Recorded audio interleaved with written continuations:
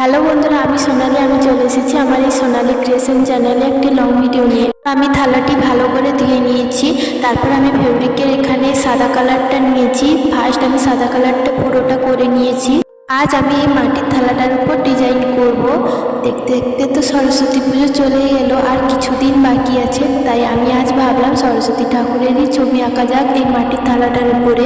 সাদা কালারটা শুকিয়ে যাওয়ার পর আমি পেন্সিল দিয়ে সরস্বতী ঠাকুরের ছবিটি এঁকে নিয়েছি। সাদা কালারটা করার পর নীল কালারটা করে নিয়েছি।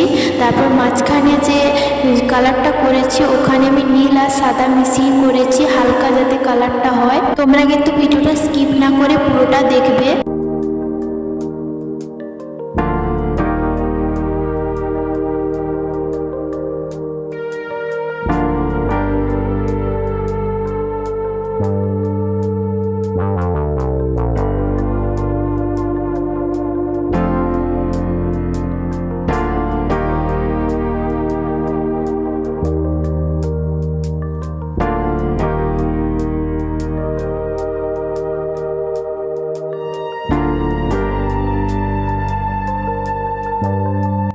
আমি এখানে সরস্বতী ঠাকুরের যে স্কিন কালারটা তোমরা দেখছো, এটা আমি দুটো কালার মিশিয়ে করেছি, লাল আর সাদা। সাদার সঙ্গে একটু লাল মিশাতে এরকম গোলাপি গোলাপি টাইপের কালারটা এসছে। আমি এটাই করতে চেয়েছিলাম।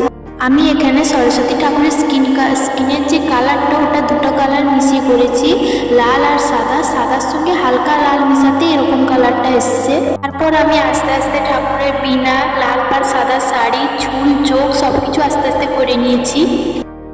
সবার শেষে আমি থালাটির সাইডে সাদা কালারটা নিয়ে একটু ডিজাইন করে নিয়েছি। খুবই সাধারণ ডিজাইন, তোমরা সবাই করতে পারবে এই ডিজাইনটা।